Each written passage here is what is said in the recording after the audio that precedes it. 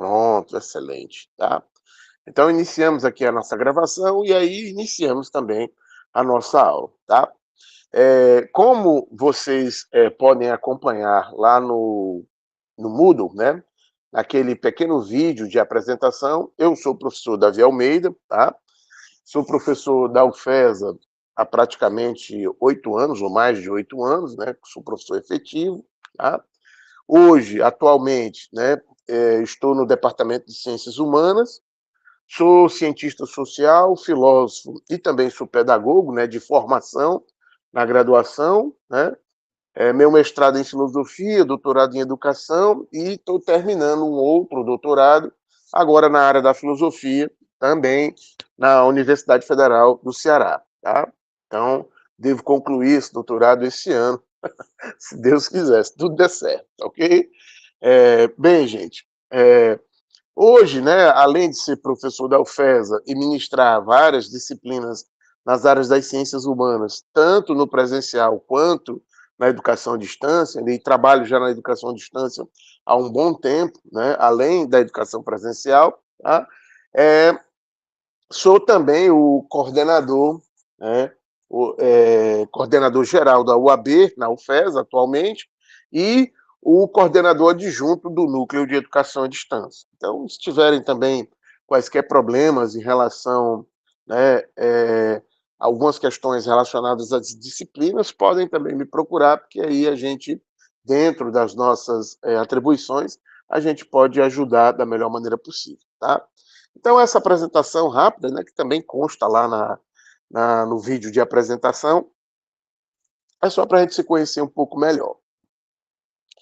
Então, né, a nossa disciplina, que é a disciplina de Sociologia, ok? Ela é uma disciplina que acho que vocês já viram um pouco nas nossas videoaulas, tá? Ela é uma disciplina de extrema importância, tá? Hoje, né, a Sociologia, ela praticamente está em todos os campos, né? Existem, né, vários campos de atuação do sociólogo, né? Pesquisas relacionadas em vários campos da sociedade. Por quê? Porque a sociologia, ou o objeto próprio da sociologia, são as nossas ações coletivas, é a nossa ação social, né? Como diria, vamos dizer assim, Max Weber, né? Mas é justamente o quê? São os acontecimentos que ocorrem, né, coletivamente dentro da estrutura social, tá? Essas ações, esses acontecimentos acabam se tornando ou se tornaram objetos da sociologia. É claro que cada filósofo, desculpe, né, porque como eu também sou filósofo, acabo chamando de filósofo, mas é claro que cada sociólogo, né, ele vai desenvolver, né, suas análises, né, e seus objetos, desenvolver seus conceitos e, consequentemente, né, dará, né, algumas caracterizações e peculiaridades e singularidades a cada acontecimento. Por exemplo, né, o Emiliano Durkheim, ele vai se preocupar com os fatos sociais. Ou ele vai dizer, né, que a sociologia deve se preocupar, o objeto da sociologia são os fatos sociais. É claro que o Durkheim, né, como ele foi influenciado muito, né, pelo positivismo, né, o positivismo, por exemplo, ele marca a concepção durkheimiana, né, esses fatos sociais em Durkheim têm uma certa similaridade com os fatos da natureza, né? Porque o Durkheim, de certa forma, ele vai, óbvio, ele desenvolve o próprio método dele, ele desenvolve as suas características metodológicas e epistemológicas, né? E ele é o grande sistematizador da sociologia na França, da sociologia francesa, né?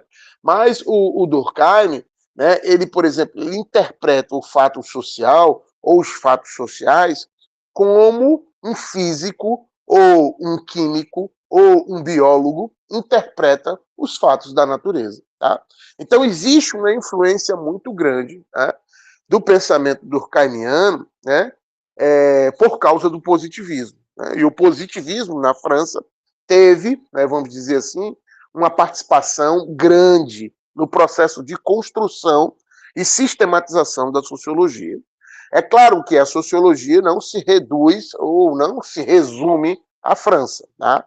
Mas é interessante a gente notar que a sociologia, como inúmeras outras ciências sociais, né, não só ciências sociais, mas também ciências da natureza, ciências modernas, né, elas nascerão na Europa. Né, naquele momento histórico em que a Europa, por exemplo, ela vem se transformando de forma muito forte entre os séculos XII, XIII, XIV, até os séculos XVIII, XIX e XX. Né? São transformações que apresentam uma mudança, né, das estruturas sociais do feudalismo para as estruturas sociais do capitalismo. Né? É o momento em que a gente vai ter o quê? A emergência de um novo modelo ou modo de produção, como gostava de chamar Karl Marx, né? É um novo modo de produção, tá? Diferentemente do modo de produção feudal. E é fato, a gente não pode negar que as transformações ocorridas durante esse período vão desestruturar uma antiga sociedade, que era a sociedade feudal, baseada, por exemplo, na produção agrícola, na produção da terra, né, com suas castas, seus grupos, né, ou suas classes sociais, o clero, a nobreza e os servos. Né? A gente tem essa configuração no feudalismo para uma outra configuração, que é a configuração do capital, com novas instituições, com novas estruturas. Né? Vejam, a fábrica, né, que é uma instituição moderna, você não encontra a fábrica no mundo feudal. A fábrica é uma instituição que nasce durante esses momentos históricos, e aí a gente pode marcar a Revolução Industrial de 1750 como crucial, né, para esse período histórico. Né? Esse momento histórico, né, das transformações, das revoluções industriais, que não foram somente uma, né? Existem várias outras que ocorreram posteriormente, mas a gente, por exemplo, marca a primeira Revolução Industrial nos anos de 1750, Revolução Industrial Moderna, né? Tá? Então, consequentemente, com esses acontecimentos, a gente tem o que? Rupturas muito fortes entre uma estrutura antiga, né, que é a estrutura feudal, e a nova estrutura que está nascendo, que é o capitalismo. Né? A fábrica, por exemplo, se olhar todo o contexto, né, que a gente, por exemplo, se insere dentro dessa instituição, a gente não vai enxergar dentro da fábrica as classes sociais antigas. Vocês não encontram, por exemplo, o clero, a nobreza e os servos dentro da fábrica. Dentro da fábrica você vai encontrar outras classes sociais, como, por exemplo, a burguesia, que é justamente uma classe que nasce durante a estruturação do capitalismo, e o proletariado, que é justamente uma outra classe que se desenvolve a partir das estruturas do capital. O proletariado, ou os trabalhadores operários assalariados, eles são totalmente diferentes, né? Costumes, maneiras de ser, comportamentos, ações políticas e etc., são totalmente diferentes dos servos no mundo feudal, ou mesmo dos escravos no mundo antigo. Né? A gente tem, por exemplo, no mundo antigo, mundo grego, mundo romano antigo, você tinha o quê? Os senhores e os escravos. No mundo feudal, você vai ter a participação muito grande de classes sociais entre os senhores feudais e os servos. Né? Já na burguesia, já no mundo moderno, durante o capitalismo, você tem a classe burguesa e os proletários. Tá? É óbvio que essas transformações, né, que vão impactar, né, o mundo nesse momento histórico, né, vão permitir o surgimento da sociologia. Tá? Esse livro que eu deixei para vocês, que é muito interessante, ele é muito didático, é um livro muito fácil, né, de ser compreendido, tá? E pode, por exemplo, auxiliar no entendimento sobre o que é a sociologia. O livro do Carlos Martins, né, quando você, por exemplo, abre o livro e se debruça sobre ele, que é um livro fininho, um livro pequeno, um livro de fácil acesso, fácil leitura, né, o Carlos Martins ele vai desdobrando, né, o desenvolvimento da sociologia. Como a sociologia surge, como a sociologia vai se constituir, vai se formar, e como ela se desenvolve e se torna, né, na nossa contemporaneidade, uma das disciplinas, uma das cátedras um dos conhecimentos mais importantes que temos nesse momento histórico, tá? Deixa eu ver aqui que a gente tem uma pergunta aqui do Willy. Willy, né? É isso? Por favor, deixa eu ver aqui, tá? Então vamos lá. O senhor pode sugerir uma leitura de Durkheim? Sim, a gente já colocou, né, até já no nosso na biblioteca, né, vocês encontrarão várias literaturas na nossa biblioteca. Não iremos trabalhar todas, tá? Mas vocês vão encontrar várias literaturas, né? Tanto do Durkheim, como do Max Weber, como do Karl Marx, né? Esses três teóricos, né? Porque esses três teóricos eles são de suma importância para o nascimento da filosofia. Por quê? Porque no período histórico em que eles vão desenvolver o pensamento deles, que é justamente o século XIX, é o período em que a gente começa, ou na verdade, os sociólogos começam a se preocupar com a construção, né, dessa disciplina, com a construção, entendeu? Dessa ciência, né, que a gente vai chamar de sociologia. Sim, lá, Willy, você vai encontrar tanto o Manifesto Comunista, né, do Karl Marx, como as regras para o método sociológico do Emile Durkheim, tá? Depois eu vou disponibilizar, né, tem dois textos do Max Weber, né? Eu estou procurando uns textos mais simples do Max Weber, porque o Max Weber ele é um pouco mais, vamos dizer assim, prolixo, né? Ele é um sociólogo alemão, né? Que ele, por exemplo, vai desenvolver uma pesquisa mais aprofundada sobre determinadas questões e temos dois textos dele, assim, que são de fácil acesso, né? Ciência e política, duas vocações, né? Quando ele faz uma análise sobre quem é que deve ser o cientista e quem é que deve ser o político, e nessa análise, segundo Max Weber, a gente não deve confundir as coisas. A ação, né, social do cientista não é a ação social do político, são ações diferentes, tá? E ele apresenta isso no livro dele, Ciência e Política, Duas Vocações. Eu vou disponibilizar também esse livro, né, na biblioteca, tá? Do Durkheim, eu ainda devo disponibilizar um outro livro, que é Educação e Sociologia, tá? Também é um livro de fácil acesso e mostra, né, como os processos educacionais, eles, na verdade, vão ser de suma importância para esses teóricos, né? A educação, na verdade, não só a educação, que também, né, é um tipo de ação social que a gente desenvolve, que a gente desdobra na nossa contemporaneidade de forma diferente do mundo antigo, de forma diferente do mundo feudal. Vocês, por exemplo, vão ver que tanto Marx como Durkheim como Weber se preocupavam de formas diferentes com os processos educacionais. Então, esse livro, né, Educação e Sociologia, do William Durkheim, também será disponibilizado para que vocês possam ter acesso a essas literaturas, a essas bibliografias. Tá? Como eu disse para vocês na primeira aula, a gente não vai trabalhar sobre slides, eu não vou montar slides, né, para trabalhar a sociologia. Vou trabalhar os próprios livros, os próprios textos. Gostaria muito que vocês, né, lessem, né, alguns fragmentos dos textos. Né? Vejam, por exemplo, né, aqui, deixa eu projetar aqui rapidamente, né, só um minuto, deixa eu abrir aqui o livro do Durkheim, tá?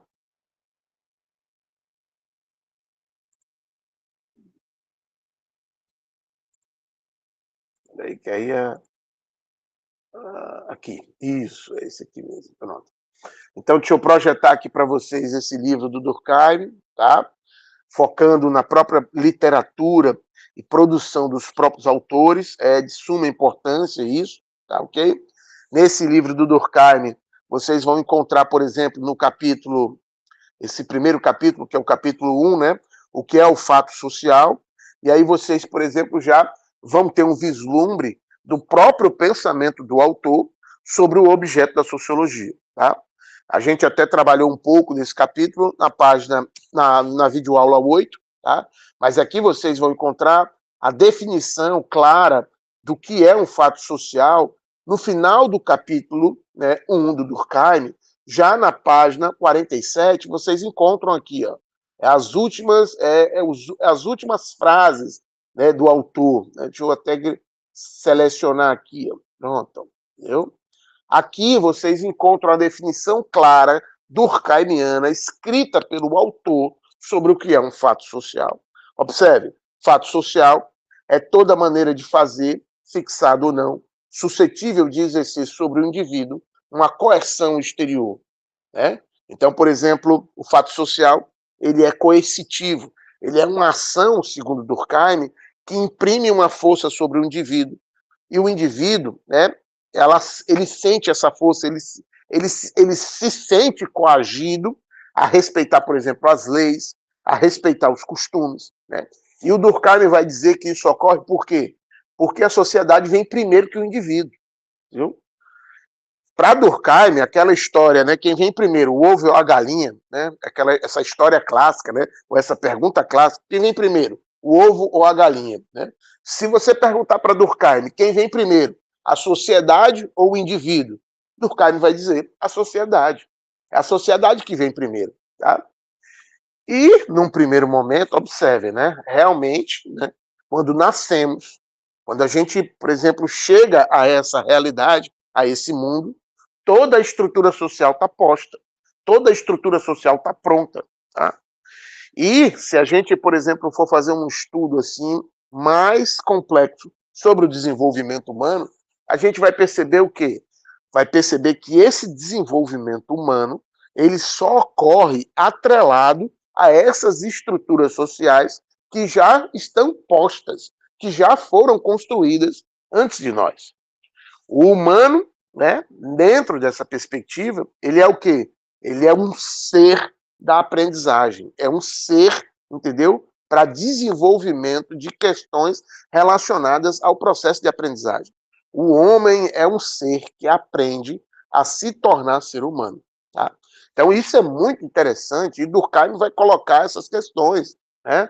Ele vai, por exemplo, o fato social é coercitivo, o fato social ele é geral, porque ele tem uma abrangência social, né? Ele não é um fato isolado, né? Em um contexto, não, ele abrange toda a sociedade. A educação, por exemplo, abrange toda a nossa estrutura social. Todos nós, né, estamos inseridos nesse processo. A educação é um fato social. Tá? Consequentemente, né, também esse fato social ele é exterior ao indivíduo. Tá? Ele não faz parte da nossa interioridade. Ele está fora da gente. E realmente, né, as leis, os costumes, os hábitos, né, estão fora para posteriormente serem introjetados em nós. Tá? A gente, na verdade, né, a gente, num primeiro momento, a gente recebe a carga da coerção do fato social e, posteriormente, a gente consegue, entendeu? Introjetar os hábitos e os costumes. E aí a gente pratica as mesmas concepções, os mesmos costumes, as mesmas leis e assim por diante. Então, o fato social, ele tem essa característica, tá? Ele é coercitivo, ele é geral e ele tem uma existência própria, ele é exterior aos indivíduos. E aqui a gente encontra essa definição muito clara em Durkheim.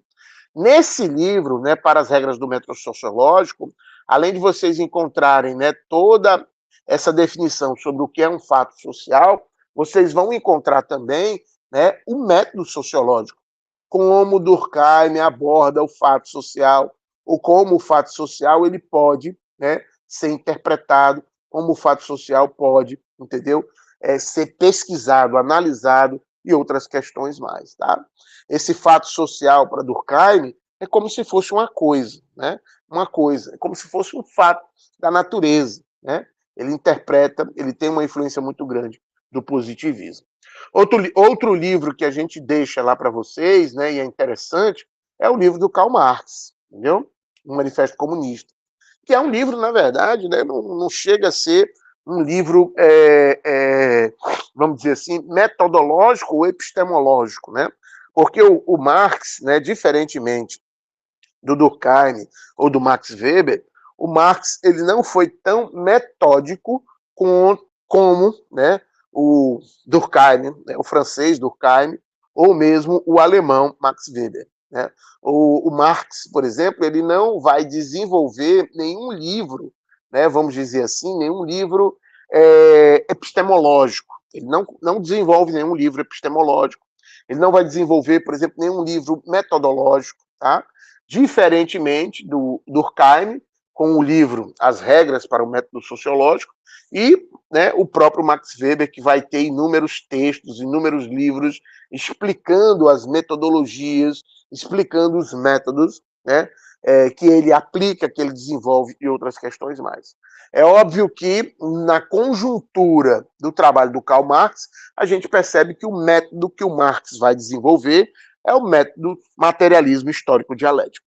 Tá? A gente vai perceber isso claramente, por causa das influências que o Marx vai ter de Feuerbach, aí o materialismo, de Hegel, a dialética, e a história, né, justamente naquele contexto de desenvolvimento, né, e consolidação do capital.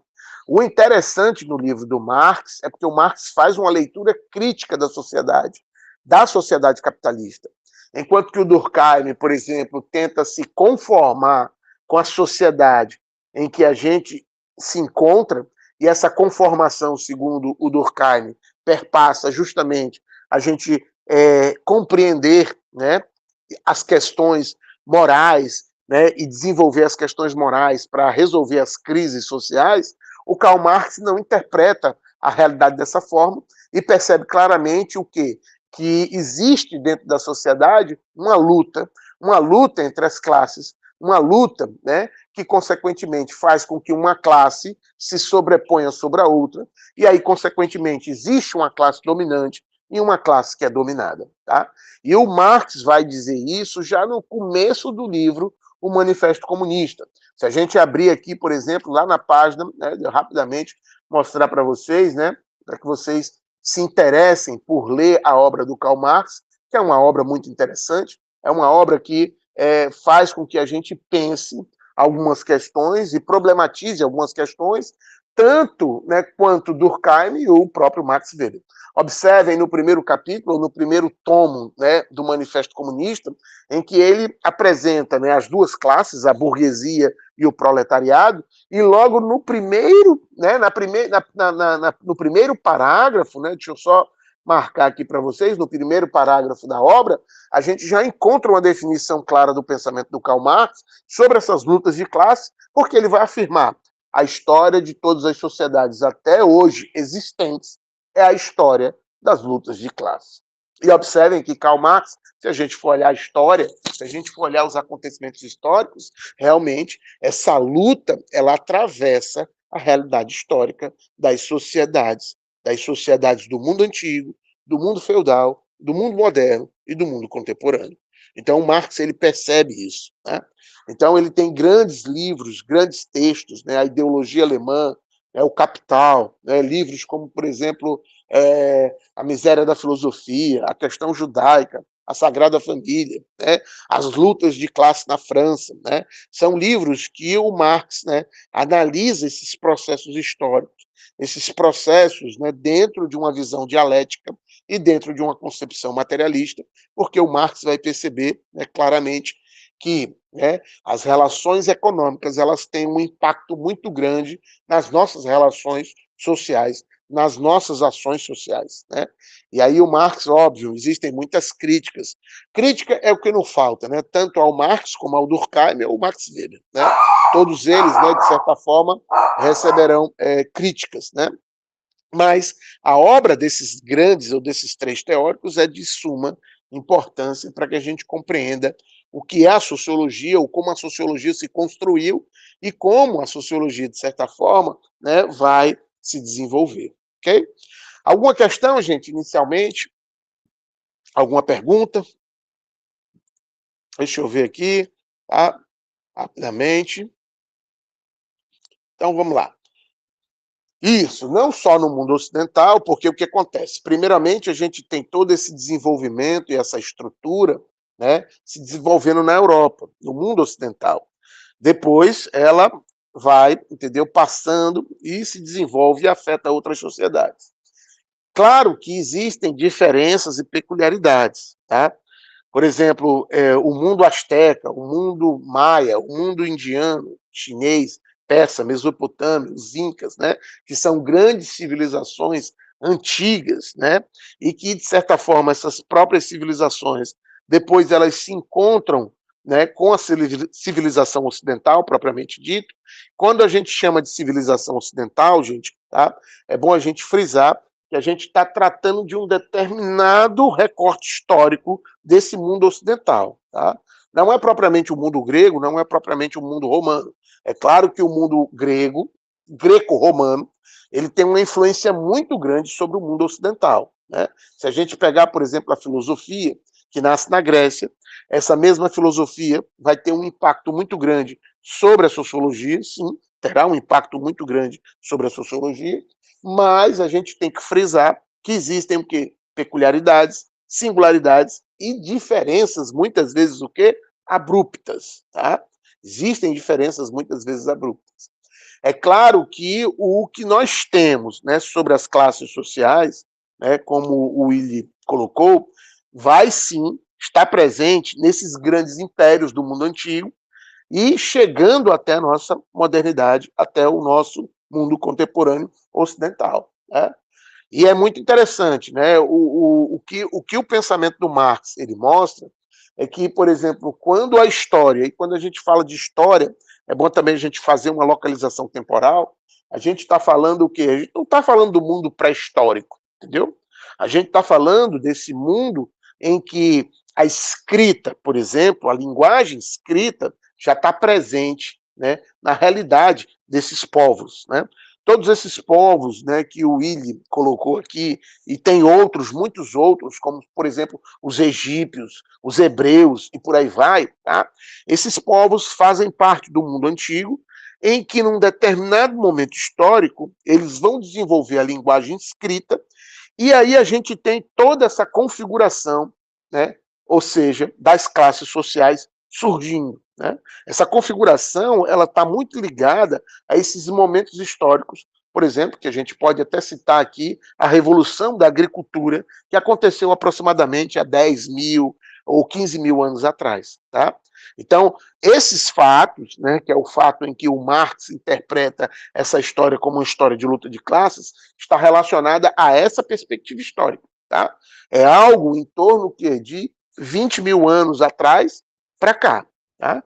Então, não é algo, por exemplo, da pré-história, em que a gente, por exemplo, não tem, né, muitas informações, não temos muitos conhecimentos, não temos absolutamente nada para afirmar, entendeu, a existência das classes sociais antes desse momento histórico. Mas a gente tem, sim, entendeu, que a partir de um determinado momento, esses povos, como o Willi mesmo colocou aqui, e muitos outros povos, né, entre os anos de 20 mil, 15 mil, 10 mil anos atrás, são povos que começaram a se constituir e que as classes sociais começam a aparecer.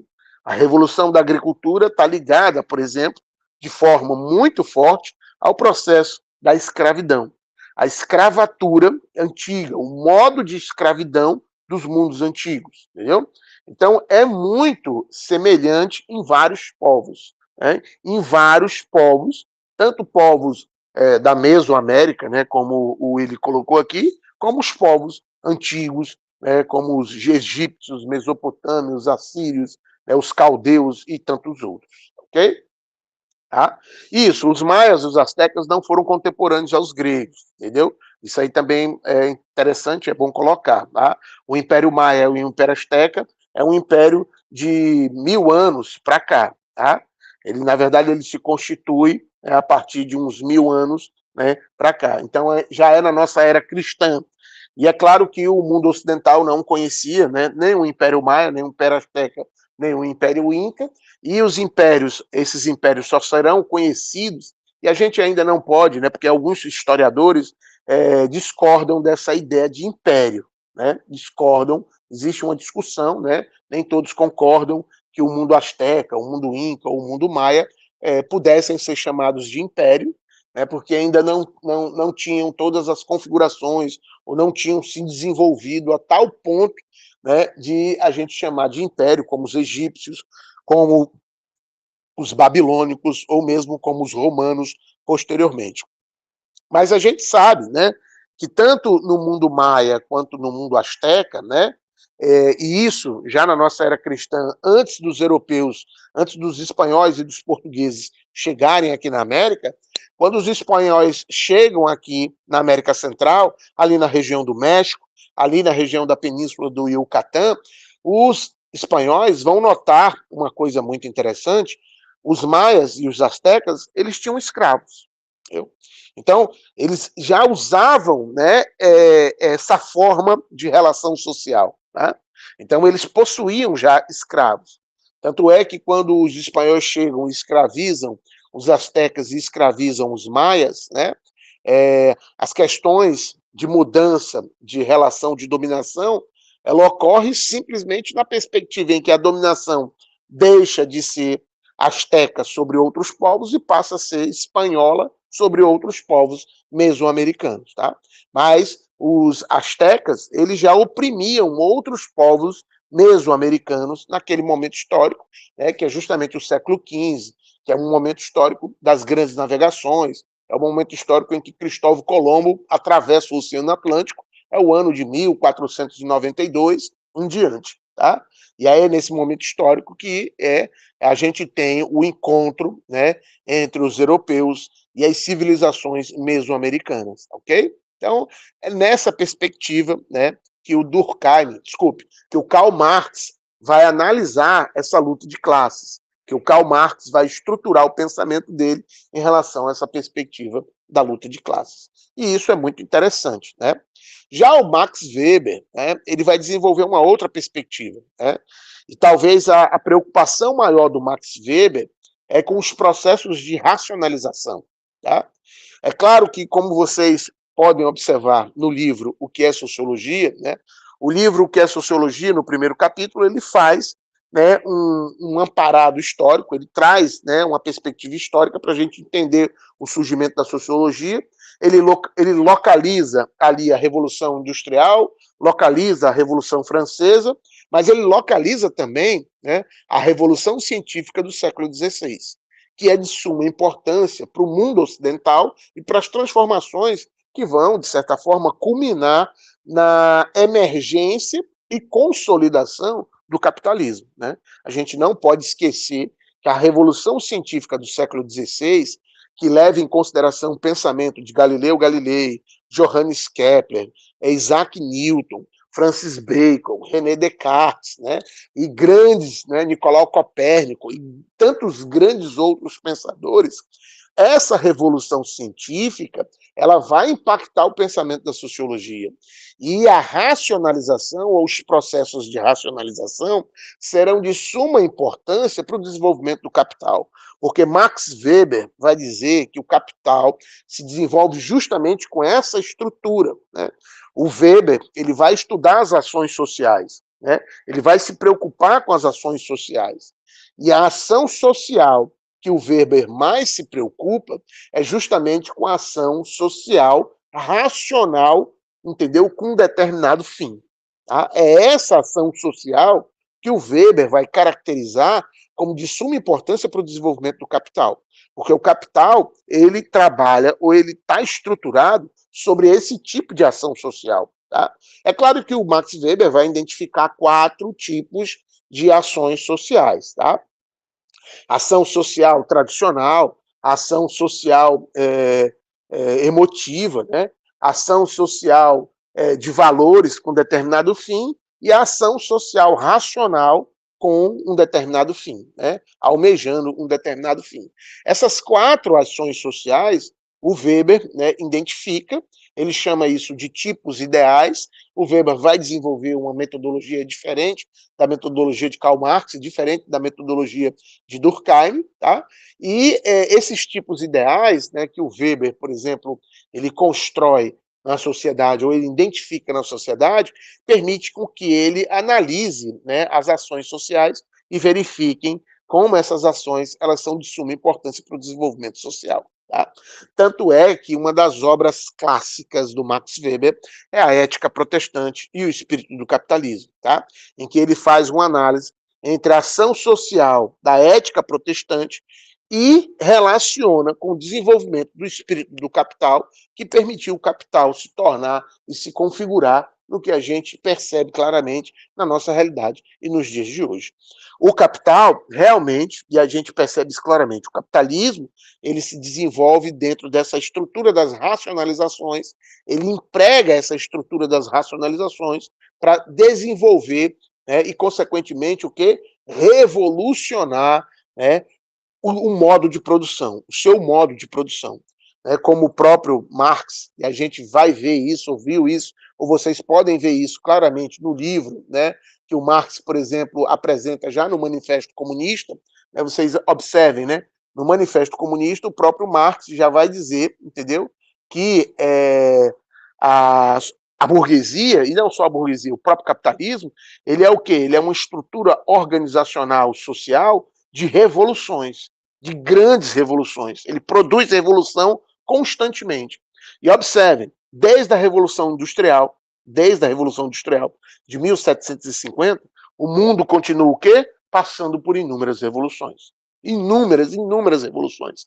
Revoluções que mudam nossa forma de ser, revoluções que mudam nossos costumes, revoluções que alteram completamente as nossas concepções sociais. Nesse ponto, o Karl Marx estava absolutamente certo. Tá? O capital ou o capitalismo tem essa característica. Observem, hoje, na nossa contemporaneidade, agimos e temos comportamentos e costumes completamente diferentes dos nossos avós, dos nossos pais. Tá? E aí, sem falar, né? Se eu for comparar com meus bisavós, aí é que os costumes são completamente diferentes mesmo. Né? Comportamentos completamente diferentes. Entendeu? Se você pegar a sociedade brasileira, né, do início do século XX e comparar com a sociedade brasileira do início do século XXI, você vai ver o quê? As grandes transformações abruptas. Segundo o Karl Marx, isso ocorre por causa das estruturas do capital. Né? E a gente percebe que existe uma relação muito íntima em relação a essas grandes rupturas, rupturas que ocorrem na sociedade. Isso é um fato. Isso é um fato. Tá? O capital ele tem a capacidade de provocar essas grandes revoluções. Hoje, né, uma das grandes revoluções que nós, né, ainda não estamos vislumbrando completamente, mas que vai ocorrer e vai transformar a nossa forma de ser, é a chegada das inteligências artificiais. Quando a inteligência artificial ela estiver posta na nossa realidade contemporânea, os nossos costumes, os nossos comportamentos, os nossos hábitos, eles vão se transformar completamente. Já estão transformados, né? Por exemplo, a gente já vive essa realidade. Né? Grandes teóricos ou grandes sociólogos como Zygmunt Bauman, por exemplo, se a gente pega, né, a modernidade líquida do Zygmunt Bauman, que é um clássico da sociologia contemporânea, o Zygmunt Bauman já faleceu, já morreu, mas ele deixou uma obra muito frutífera. E nesse livro, A Modernidade Líquida, né, do Zygmunt Bauman, ele percebe claramente e coloca para a gente claramente a mesma perspectiva ou a mesma ideia que o Karl Marx apresenta para a gente aqui nesse livro, né, O Manifesto Comunista. E a gente vê isso claramente, né, vejam, na página 43, justamente quando Marx fala, né, sobre essa capacidade, né, não só a burguesia tem essa capacidade, mas é uma capacidade do próprio capital de modificar e transformar as nossas relações. Observem aí na página 43, né, que é muito interessante. Ó. A burguesia não pode existir sem revolucionar incessantemente os instrumentos de produção. Por conseguinte, as relações de produção e, com isso, todas as relações sociais. A conservação inalterada do antigo modo de produção era, pelo contrário, a primeira condição de existência de todas as classes industriais anteriores. Essa subversão contínua da produção, esse abalo constante de todo o sistema social, essa agitação permanente e essa falta de segurança distinguem a época burguesa de todas as precedentes. Dissolvem-se todas as relações sociais antigas e cristalizadas, com o seu cortejo de concepções e de ideias secularmente veneradas. Tá? As relações que as substituem tornam-se antiquadas antes de se consolidarem, Veja uma rapidez do processo de transformação. Antes mesmo da gente ter, por exemplo, uma nova relação consolidada, o próprio capital ou o capitalismo, na sua estrutura revolucionária, ele acaba já solapando essa estrutura que ele mesmo criou. Então, é revolução em cima de revolução, é o próprio nome do capitalismo, né? Tudo que era sólido estágio se desmancha no ar, tudo que era sagrado é profanado, e os homens são obrigados, finalmente, a encarar sem ilusões a sua posição social e as suas relações com os outros homens, tá? Então, essa ideia do Marx é uma ideia muito forte, é uma ideia muito marcante, né, que o Zygmunt Bauman, justamente nesse livro aí que o Willi colocou, A Modernidade Líquida, tá? Ele apresenta claramente a mesma concepção do Marx que a gente encontra no Manifesto Comunista, na página 43, tá? Então, é muito interessante a gente fazer essas comparações. Por quê? Porque a sociologia, né, ela tem essa marca, né, ela tem, né, é por isso que esses grandes autores, é por isso que o Durkheim, é por isso que o Max Weber, é por isso que o próprio Karl Marx são considerados, né, por muitos teóricos, os pais da sociologia, né? São considerados, né, os pais da sociologia, justamente por causa dessas características. Justamente porque eles influenciaram gerações e gerações de pensadores posteriores, né? E ainda hoje, né, continua nos influenciando, continua, entendeu, marcando presença nas nossas ideias, nas nossas pesquisas, ok? Então, é muito interessante tanto a perspectiva durkheimiana, weberiana, como a perspectiva, né, de Karl Marx, tá? Então, gente, a ideia das nossas aulas é justamente, né, fazer com que vocês leiam os livros, conheçam os autores através da sua escrita, né, através dos seus trabalhos que eles construíram, que eles, ao longo de um tempo, de muito tempo, né, tempo de análise, tempo de construção, né, de construção teórica, levaram para entender a sociedade, para compreender a sociedade. E nessa perspectiva, o livro do Carlos Martins, ele dá uma introdução que é muito interessante para que a gente possa verificar e analisar isso da melhor maneira possível. Observem no capítulo 2 do livro, né, quando trata sobre a formação, deixa eu abrir aqui o capítulo 2 para que vocês possam vislumbrar um pouco, tá? Aqui ele vai apresentar esses três grandes teóricos, o Durkheim, o Marx e o Max Weber, tá? E, consequentemente, nessa apresentação, a gente vai ter uma pequena ideia, né, de como esses teóricos influenciaram a formação e o desenvolvimento da sociologia. No caso do Durkheim, né, a gente tem o quê? A influência tanto do Saint-Simon, né, como a gente já viu nas nossas videoaulas, a influência tanto do Saint-Simon, vou marcar aqui para vocês, tanto do Saint-Simon, como também a influência, né, do Augusto Comte, né, como eu vou marcar aqui para vocês que vocês possam depois ler, tá? Esses dois teóricos, né, o Saint-Simon e o Augusto Comte, mais óbvio, não somente eles, vários outros influenciaram o pensamento de Durkheim, né? Mas é interessante como esses dois teóricos tiveram uma influência, vamos dizer assim, um pouco mais preponderante, tá? E aí, consequentemente, a gente percebe que no caso do Saint-Simon e no caso propriamente do Augusto Comte, se desenvolve a partir dessa ideia do positivismo, né, que é marcante durante aquele período histórico do século XIX. O positivismo é uma corrente de pensamento e o Augusto Comte é um dos principais ideólogos dessa corrente de pensamento, vai desenvolver uma perspectiva em que as ciências da natureza, né, com os seus métodos, qual é o método das ciências da natureza naquele momento histórico? Era o método indutivo, o método experimental, tá? Então era a empiria, tá? Então, segundo Augusto Comte, esses mesmos métodos das ciências da natureza deveriam ser utilizados para entender as ciências sociais, para entender a sociedade. Como é que a gente pode entender a sociedade? Aplicando a empiria, aplicando a experiência, aplicando o método indutivo. Então, essa ideia, né, de você, por exemplo, transpor as concepções, né, das ciências da natureza para as ciências sociais essa ideia positivista vai fazer, né, com que, de certa forma, a sociologia francesa nasça com essa influência muito grande, né, com essa ideia muito grande, e a gente percebe isso no livro, né, do próprio Durkheim, As Regras do Método Sociológico. Justamente, Saint-Simon, Augusto Comte vão influenciar o pensamento, né, de Emile Durkheim. Tá? E, consequentemente, esse positivismo vai marcar a ideia durkheimiana de sociologia. Né? Então, essa ideia durkheimiana de sociologia vai estar relacionada a essa concepção. E, consequentemente, o próprio Durkheim vai acabar desenvolvendo uma sociologia mais conservadora. Né?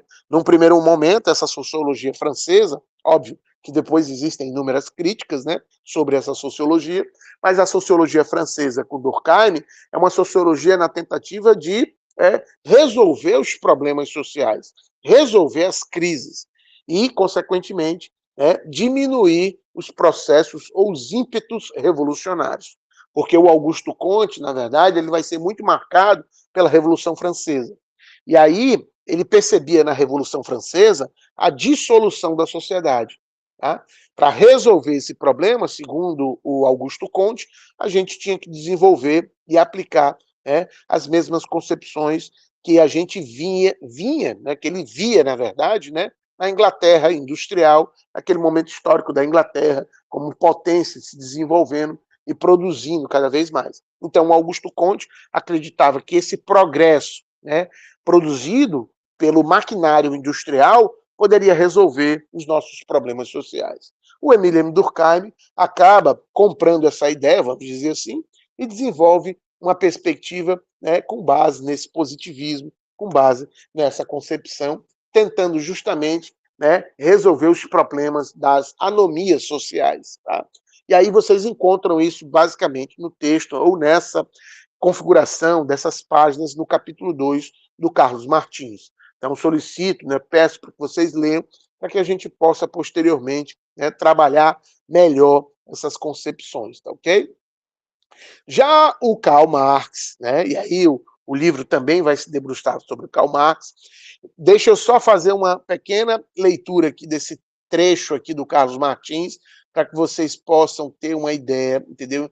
Mais sobre essa concepção do Emílio Durkheim. Tá? Observem esse trecho na página 50 do livro do Carlos Martins. Vejam, o positivismo durkheimiano acreditava que a sociedade poderia ser analisada da mesma forma que os fenômenos da natureza. A partir dessa suposição, recomendava que o sociólogo utilizasse em seus estudos os mesmos procedimentos das ciências naturais.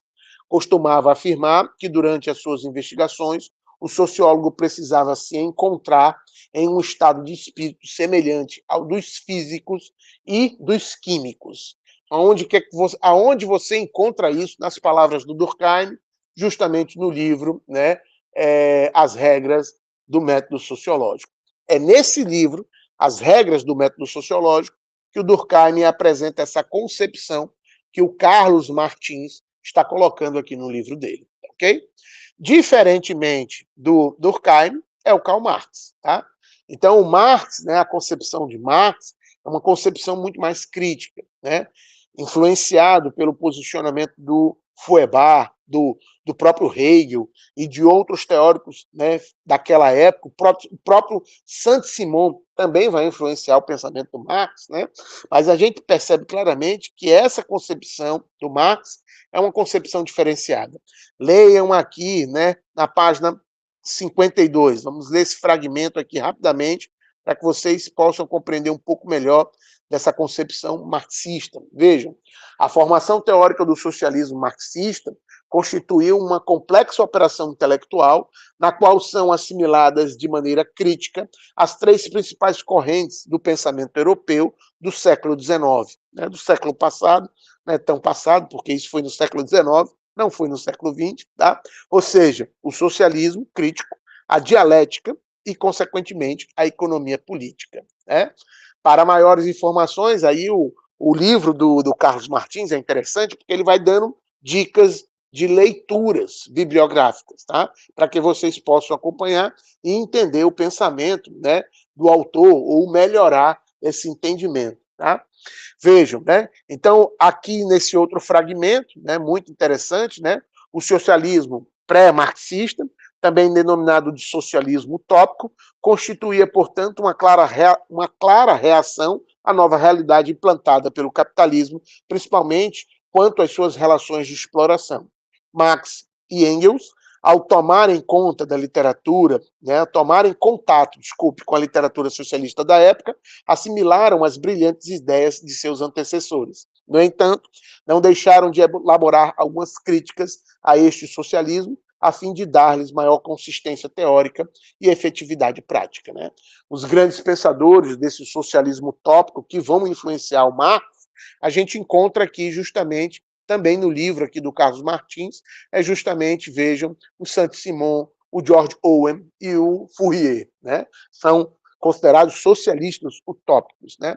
Mas não foi somente, né, o socialismo utópico que influenciou Marx. A gente tem, como eu disse para vocês, a filosofia alemã da idealista de Hegel, né? E aí, né, essa dialética nasce justamente aqui com o pensamento de Hegel. Observem nesse fragmento a filosofia alemã da época de Marx encontrar em Hegel uma das suas mais expressivas figuras. Como se sabe, a dialética ocupava posição de destaque em seu sistema filosófico, né? E aí o autor, né, novamente o Carlos Martins, coloca uma outra indicação bibliográfica sobre o que é dialética para que vocês possam se localizar e compreender um pouco melhor até o pensamento de Hegel, né? Mas observem aqui, né, claramente, né, que o idealismo, né, vejam, né, deixa eu frisar aqui para que vocês possam, tá, acompanhar, né, no texto, tá? O idealismo de Hegel postulava que o pensamento ou o espírito criava a realidade. E é justamente aí que o Marx vai discordar do Hegel. Para ele, as ideias possuíam independência diante dos objetos da realidade, acreditando que os fenômenos existentes eram projeções do pensamento. Essa ideia do Hegel, o Marx não concorda com ela. Mas o Marx concorda que a dialética é fundamental para o processo. Só que, segundo Karl Marx, né, a consciência dos indivíduos, ela é o quê? Influenciada pelos processos materiais, pelos processos econômicos, políticos, pelas nossas relações de vida material, entendeu? Esse é o grande lance. Segundo Karl Marx, a consciência, ela é fruto dessa realidade, e não ao contrário. Não é a consciência que gera a realidade, é a realidade que gera a consciência, segundo Karl Marx. E a gente vai encontrar isso muito claramente, né, no texto do Marx, né, para as contribuições, né, críticas do capitalismo, né? O texto do Marx para a contribuição crítica do capitalismo, né, vai trazer essa ideia clara de que a consciência, ela é fruto da realidade e não a realidade é fruto da consciência, como pensava o Hegel. O Marx vai inverter essa perspectiva aqui, tá? E é muito interessante essas concepções, né, ou essa perspectiva, porque a gente vai vendo, né, como o Karl Marx vai construir o seu método sociológico de análise, né, que é o método materialismo histórico dialético, tá?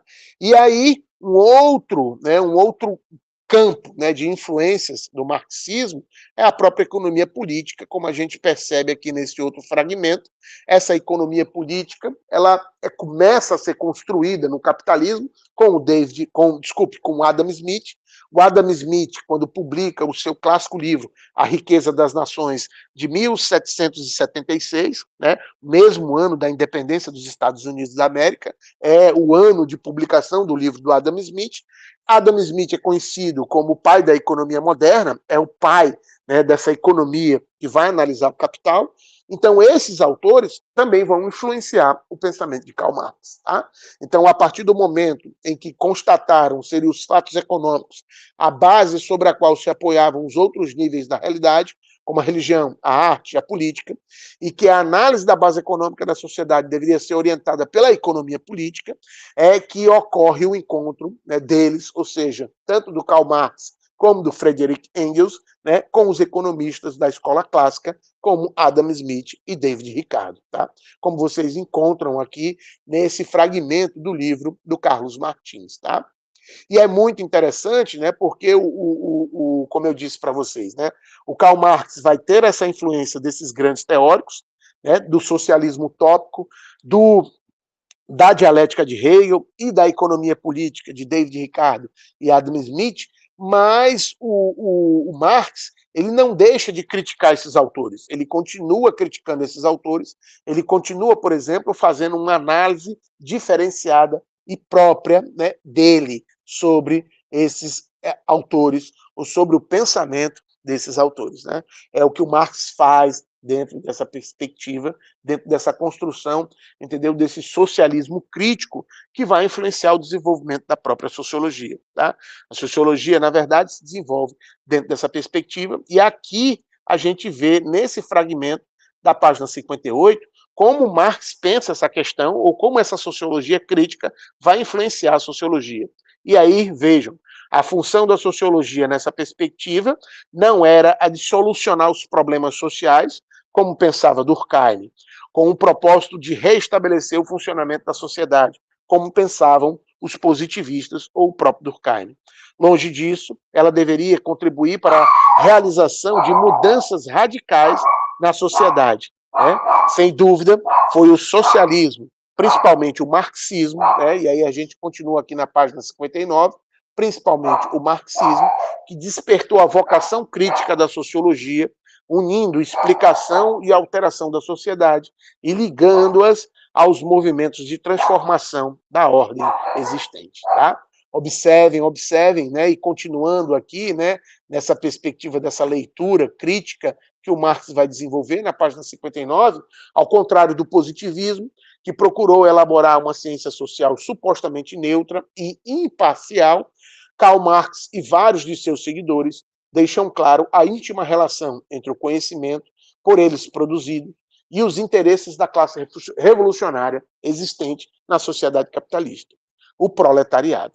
Observava Marx, a esse respeito, que assim como os economistas clássicos, eram os portas-vozes dos interesses da burguesia, os socialistas e os comunistas constituíam, por sua vez, os representantes da classe operária. E aí a gente tem também, né, uma constituição, a partir dessa ideia do Marx, de uma sociologia conservadora e de uma sociologia crítica, né? De uma sociologia que vai analisar a sociedade, tentando, né, reorganizar ela, né, de uma forma mantenedora, para manter as estruturas, e uma sociologia crítica, que vai analisar a sociedade, tentando transformá-la, tentando revolucionar ela, tentando modificar suas estruturas sociais, que é justamente o pensamento de Karl Marx. Tá?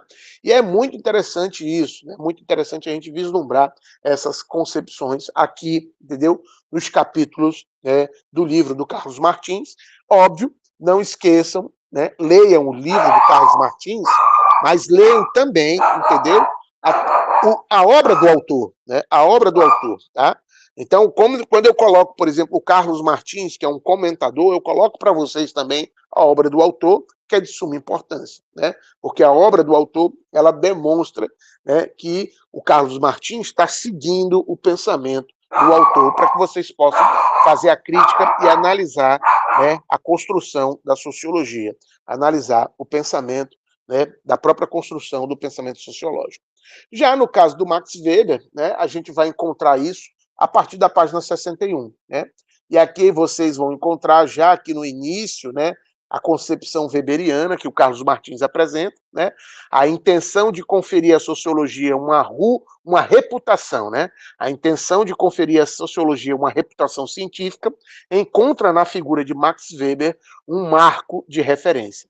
Durante toda a sua vida, insistiu em estabelecer uma clara distinção entre o conhecimento científico, fruto de cuidadosa investigação, e os julgamentos de valor sobre a realidade. Então, Max Weber tem essa característica, como eu disse para vocês anteriormente, é um teórico muito metódico, muito, né, vamos dizer assim, preocupado com os detalhes, e aí ele vai fazer uma sociologia compreensiva, vai desenvolver uma sociologia compreensiva, utilizando um método comparativo, né? E, consequentemente, né, almejando tornar a sociologia cada vez mais uma ciência, um conhecimento científico, metódico, epistemológico, cuidadoso dentro dos processos de investigação. É o que o Max Weber faz de forma muito forte mesmo. É claro que o Weber, né, tem as suas peculiaridades, tem os seus erros, né, mas ele traz uma posição muito peculiar também para o nosso pensamento. Tá? Bem, gente, a gente vai encerrar por hoje a nossa aula aqui, entendeu? Alguma questão, algum comentário?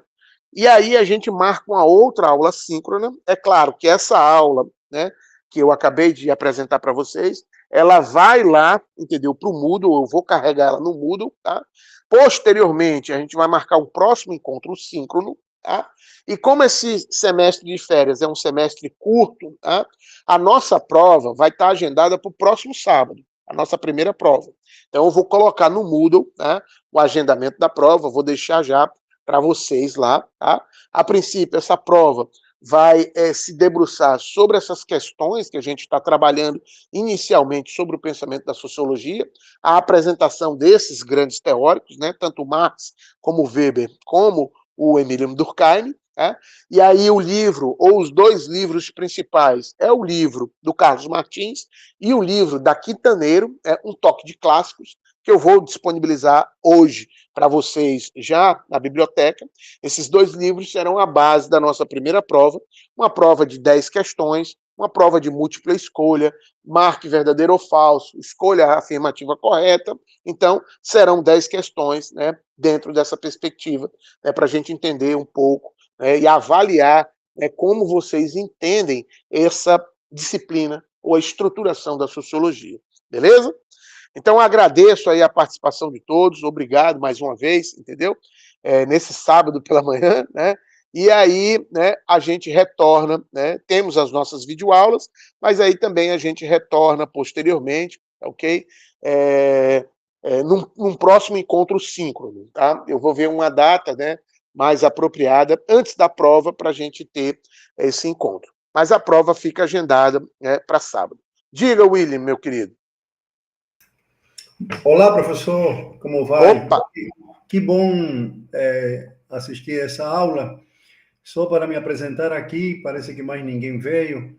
Eu sou boliviano, origem, mas muitos anos já, mais de 30 anos morando no Brasil. Minha esposa é paraibana. Eu queria que o senhor saiba que aqui em casa somos 3 alunos seus. 3 alunos Muito seus. bom. Só não ativo a minha câmera, porque meu computador, meu PC não tem câmera.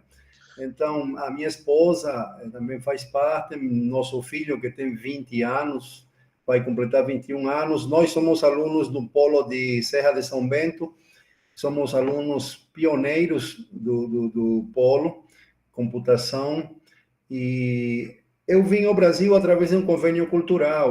Na verdade, eu já tenho um curso superior que é Administração de Empresas, estudei no Rio de Janeiro.